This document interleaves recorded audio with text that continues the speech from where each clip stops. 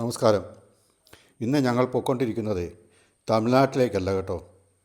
പത്തനംതിട്ട ജില്ലയുടെയും കോട്ടയം ജില്ലയുടെയും അതിർത്തിയിൽ സ്ഥിതി ചെയ്യുന്ന പരപ്പുകാട് ഉമാമഹേശ്വര ക്ഷേത്രത്തിലേക്കാണ്.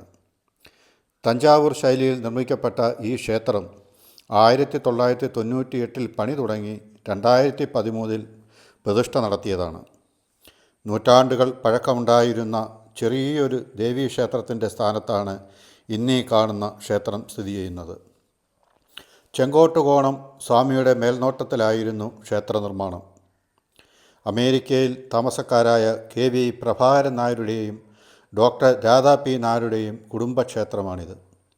വലിയ വിശാലമായ മൈതാനത്തോടു കൂടിയുള്ള ഈ ക്ഷേത്രത്തിലെത്തുന്ന നമുക്ക് മധുരയിലോ തഞ്ചാവൂരിലോ രാമേശ്വരത്തോ നിൽക്കുന്ന അനുഭൂതിയാണ് ഉളവാക്കുന്നത്.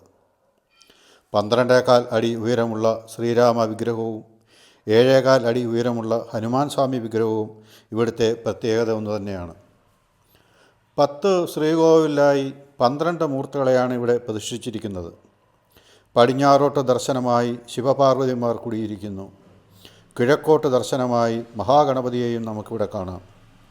നമ്മൾ ഇന്നുവരെയും കണ്ടിട്ടില്ലാത്ത ക്ഷേത്ര നിർമ്മാണ രീതിയാണ് ഇവിടെയുള്ളത്. എല്ലാ ഉപാസനാമൂർത്തികളെയും പ്രധാന ശ്രീകോവിലിന് ചുറ്റുമാണ് ഇവിടെ കുടിയിരുത്തിയിരിക്കുന്നത്. മധുര, പഴനി ക്ഷേത്രങ്ങളെപ്പോലുള്ള പടുകൂറ്റൻ രാജഗോപുരങ്ങളിലാണ് ഇവിടെയും കാണുന്നത്. ഇതേ നിർമ്മാണ രീതിയുള്ള മറ്റൊരു ക്ഷേത്രവും കേരളത്തിൽ നമുക്ക് കാണാൻ സാധിക്കില്ല. പ്രധാന കവാടത്തിന് മുകളിലായി 7 നിലകളാണുള്ളത്.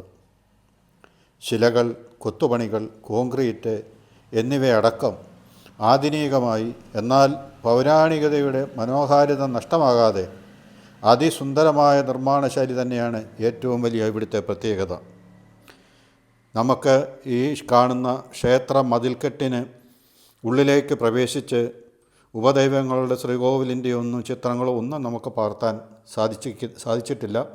അതിനുള്ള അനുവാദവുമില്ല.